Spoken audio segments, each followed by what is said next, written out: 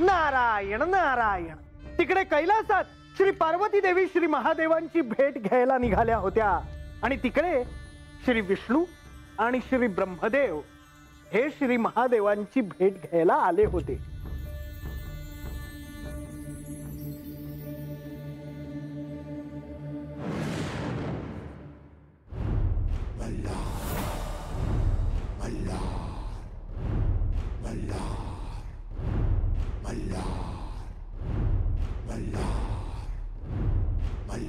हे महादेव,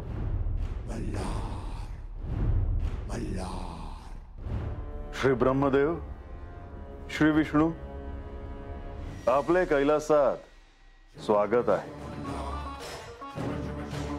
आपले इथे येण्याचे काही विशेष प्रयोजन तर नाही ना? होय महादेव, गंगेचे भूतलावर अवतरण झाले. तुम्ही तिला जटेमध्ये धारण केले, पण ही गोष्ट अजूनही श्री पार्वती देवींना ठाऊक नाही. त्यांना हे कधी कळणार महादेव? पार्वतीला हे सारं काही कळेल, परंतु त्यासाठी अजून काही अवधी आहे.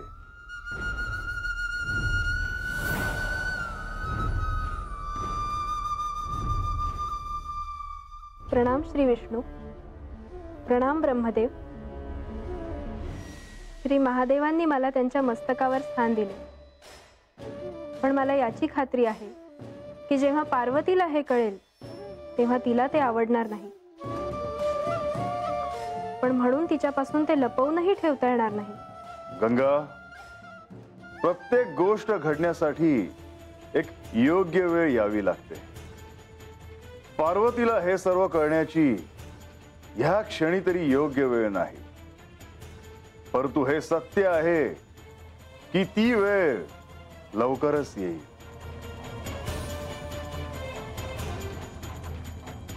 आम्ही आता येतो महादेव.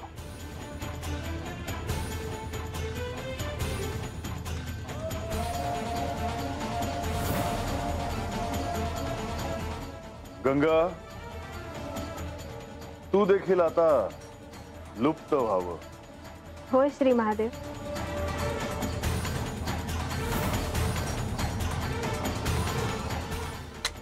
नारायण नारायण. श्री पार्वती देवी श्री महादेवांची भेट घ्यायला निघाल्या. श्री महादेवांशी श्री पार्वती देवींना एकांतात बोलायचे होते, परंतु त्यांना मनातली साशंकता स्वस्थ बसू देत नव्हती. मनात एकच साशंकता होती, आणि ती म्हणजे या कैलासात आणखी कोणीतरी आहे. त्यावेळी माझ्या मनात सुद्धा अशीच साशंकता असायची, आणि अखेर ते सत्यात उतरलं. मी ह्यांना कित्येकदा अडून विचारायचा प्रयत्न केला, पण ह्यांनी मला काहीही सांगितलं नाही. आपला विवाह सोहळा सुरू असताना आपण कोठे गेला होतात? किती काळ लोटला, पण मी मात्र अजून विसरले नाही. हिने कितीही तिची चूक झाली आहे असं म्हटलं तरी मी तिला कशी क्षमा करू? म्हाळसा, काय झालं? काही नाही. मुनिवर, नारायण नारायण. तर कैलासात श्री महादेव ध्यानस्थ बसलेले असताना श्री पार्वती देवी त्यांची भेट घ्यायला गेल्या.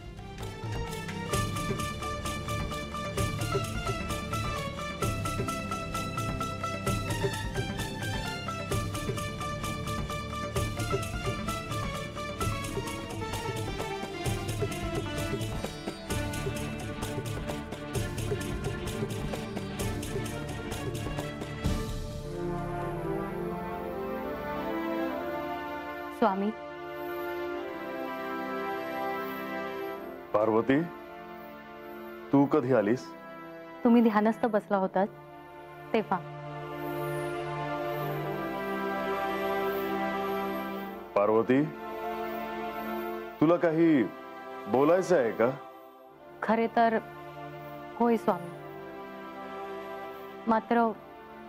पण काय पार्वती? स्वामी, मला तुमच्याशी एकांतात बोलायचे आहे. मग पार्वती, तू या क्षणी देखील माझ्याशी बोलू शकतेस.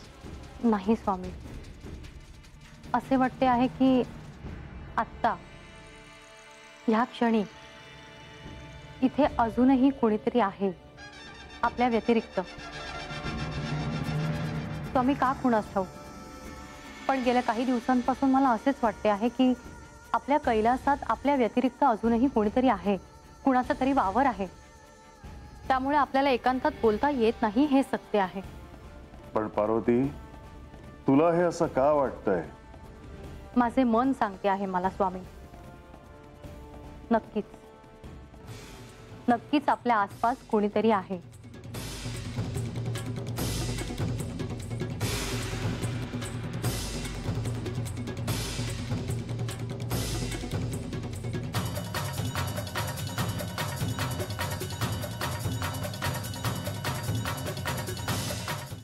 नारायण नारायण, ही तर आता मोठी समस्याच होऊन बसली होती. श्री पार्वती देवींच्या मनात नेमके काय होते हे श्री महादेवांना कळत होते, परंतु श्री पार्वती देवींना श्री महादेवांशी बोलण्याआधी त्यांच्या मनातली साशंकता ही सत्य आहे की असत्य हे पारखून पाहणे आवश्यक होते. असं काय करावं ज्यांनी त्यांच्या मनातली साशंकता दूर होईल, असा विचार करीत श्री पार्वती देवी कैलासात फिरत असायच्या. मला आत्ता देखील स्पष्टपणे असे वाटते आहे की पार्वती देवींवर अन्याय झाला होता. पण म्हाळसा, तुला असं का वाटतंय? किमान जे घडलं होतं त्याची कल्पना त्यांना असायला हवी होती. ती तर तिला येणारच होती. तेच आधी का नाही घडलं? पार्वती देवींना तुम्ही आधी का नाही सांगितले? म्हाळसा, ह्या भूतलावर गंगेचे अवतरण झाले हे मी पार्वतीला आधीच सांगितले होते. आणि जर तिने मला स्पष्टच विचारले असते की गंगा कुठे आहे, तर त्यावेळी मी तिला सत्य काय ते सांगितलेच असते.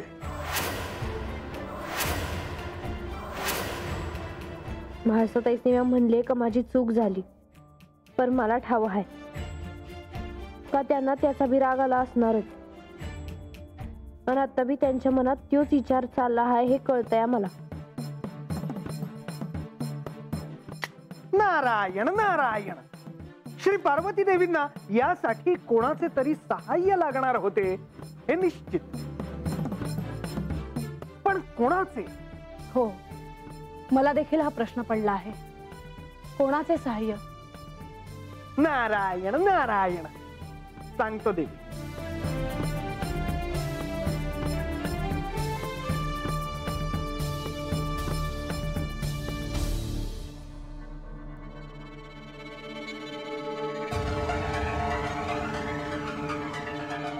बंधो, आज आपण ह्या ठिकाणी का आलो आहोत?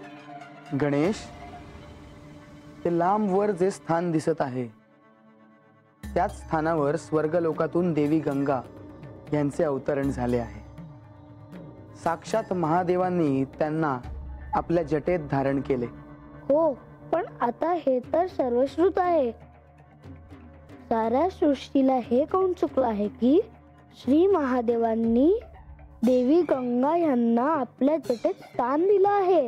हो, ही गोष्ट साऱ्यांना ज्ञात असली तरी अजून ही गोष्ट मातेला ठाऊक नाही. पण आपण त्यावर काय करणार? मला देखील हाच प्रश्न पडला आहे, कारण आता या संबंधी माता आपल्याशी बोलणार हे निश्चित. मला देखील असंच वाटतं आहे.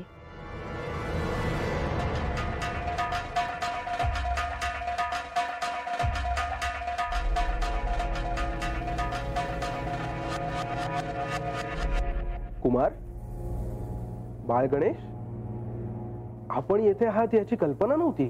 त्या गंगा अवतरणाच्या स्थानाकडे बघत होतो नंदी. कारण गंगा अवतरण झालं असलं तरी अजून बरंच घडणं बाकी आहे. होय, माता पार्वती यांना अजून ठाऊक नाही की श्री महादेवांनी त्यांना त्यांच्या जटेत स्थान दिले आहे. ते कधी कळणार, ते कधी घडणार, ह्याच विचारात आम्ही होतो. कुमार, बाळ गणेश, आता मला आज्ञा असावी. येतो मी.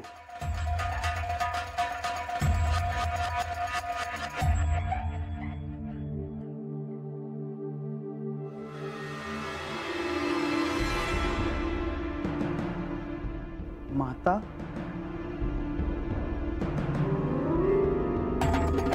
माताशी चिंतेत का दिसते आहे? आपण तिथे जावं का? हो.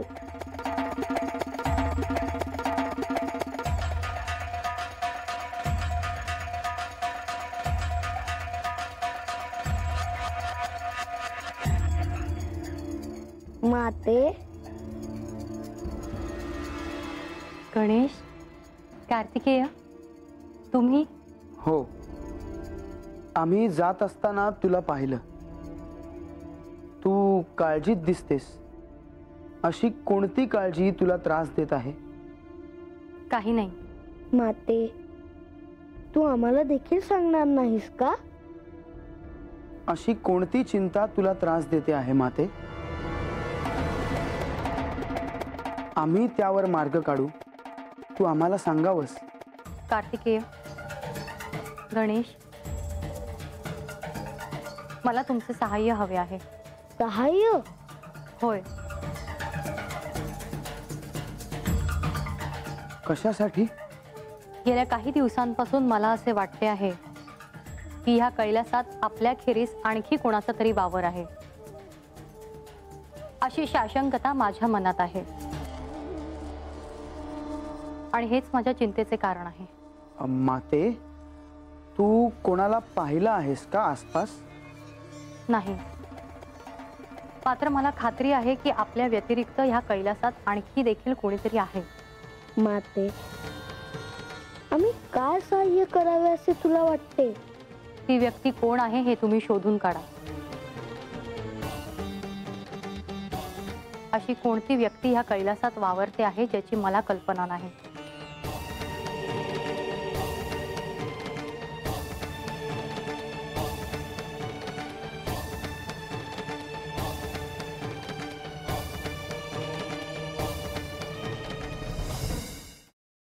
नारायण नारायण. श्री पार्वती देवींच्या मनातली साशंकता ही सत्य आहे की असत्य हे जाणून घेण्यासाठी त्यांना कोणाचे तरी सहाय्य हवे होते. आणि म्हणूनच श्री पार्वती देवींनी कुमार कार्तिकेय आणि श्री गणेश यांच्यावर ते कार्य सोपवले. घडलेल्या घटनेला आता कसे सामोरे जायचे हा त्या दोघांनाही प्रश्न पडला होता. श्री पार्वती देवींच्या मनातली साशंकता त्यांना स्वस्थ बसू देत नव्हती. आता मी तरी काय करू? महासाताई कवा माझ्या संग धड बोलत्याल हे मला न गाय वय. पण मला नुसतं मोहर बघितलं तरी त्यांचा रागराग होतोय. आता त्याला मी तरी काय करावं? शेवटी पार्वती देवींचे काय आणि माझे काय? शल्य सारखेच आहे असं म्हटलं तरी वावगं ठरणार नाही. या बानुशी यांनी विवाह केला, जिला आजवर या गडावर येण्यासाठी मी मज्जाव केला होता. ती आज मोठ्या मानाने या जेजुरीत राहते आहे. राहण्यासाठी वाडा आहे, दिमतीला सेवक आहेत. ते स्थान अखेर तिने मिळवलेच.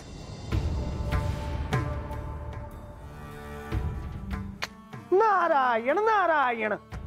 तर भक्तजन हो, श्री पार्वती देवींनीच आपल्यावर असे कार्य सोपवले आहे म्हटल्यावर कुमार कार्तिकेय आणि श्री गणेश करणार तरी काय?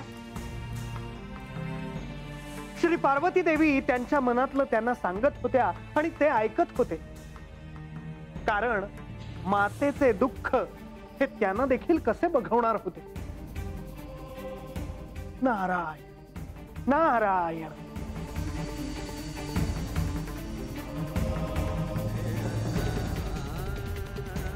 माते, आपल्या खेरीज कैलासात अजून कोणीही नाही. जे आहेत ते श्री महादेवांचे प्रिय गण आहेत. त्यांनी उद्धार केलेले आहेत. होय. माते, तुझ्या मनात जे आहे तसं काही नसावं यासाठी आम्ही निश्चित प्रयत्न करू. माझी खात्री आहे तुम्हाला हे नक्की अवगत होईल की असे कोणाचे अस्तित्व आहे या कैलासात ज्याची कल्पना मला नाही.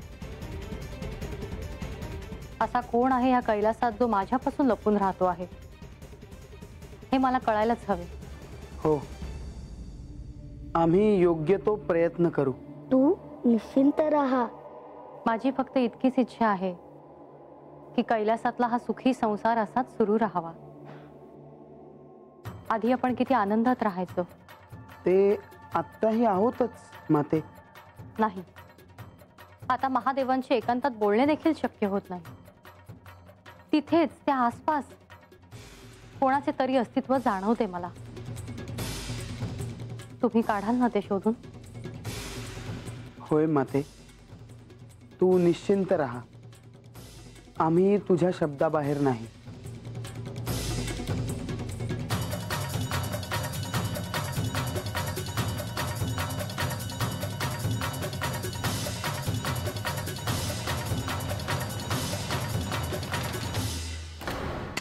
नारायण नारायण.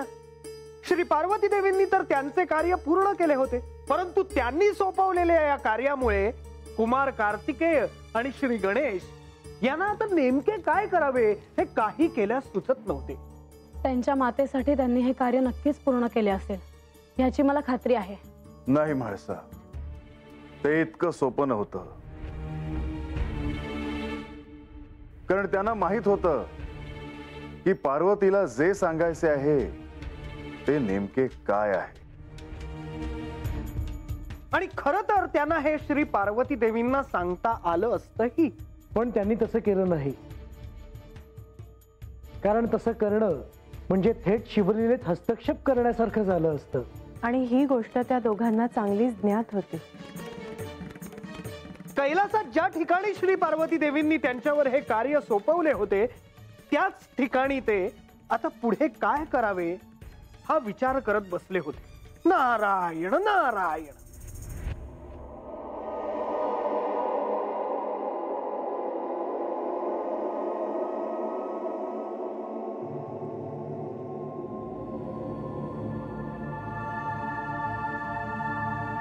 बंधो,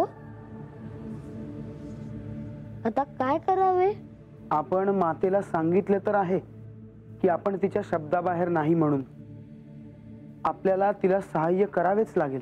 म्हणजे देवी गंगा ह्या श्री महादेवांच्या मस्तकावर आहेत हे आपण मातेला सांगायचं? ते कसं सांगणार? आपण त्यात हस्तक्षेप करणं योग्य ठरणार नाही. मग ह्यावर पर्याय काय? विचार करायला हवा. बंधो, आपण ही गोष्ट श्री महादेवांना सांगावी का? नाही, मला हे उचित वाटत नाही. मातेने अत्यंत विश्वासाने आपल्याला हे कार्य सोपवलं आहे. तेव्हा बरोबर आहे. गणेश, मला असं वाटत आहे की आपण ही गोष्ट श्री विष्णू आणि श्री ब्रह्मदेवांना सांगावी. जर मातेला काही कळणार असेलच तर ते आपल्याला निश्चितच सांगतील. होय, त्यांनी ह्या आधी श्री महादेवांची भेट घेतली आहे. मला केवळ इतकं वाटत आहे की मातेने आपल्याला ज्या विश्वासाने एवढं मोठं कार्य सोपवलं आहे ते आपण असं सर्वांसमोर सांगावं का? बंधो, हे सत्यच आहे, पण हे देखील सत्य आहे की मातेला सोडून इतरांना कळलं आहे की म्हणजे श्री महादेवांच्या मस्तकावर देवी गंगा आहेत. हो, आपल्याला त्रिदेवांशी बोलणं आवश्यक आहे.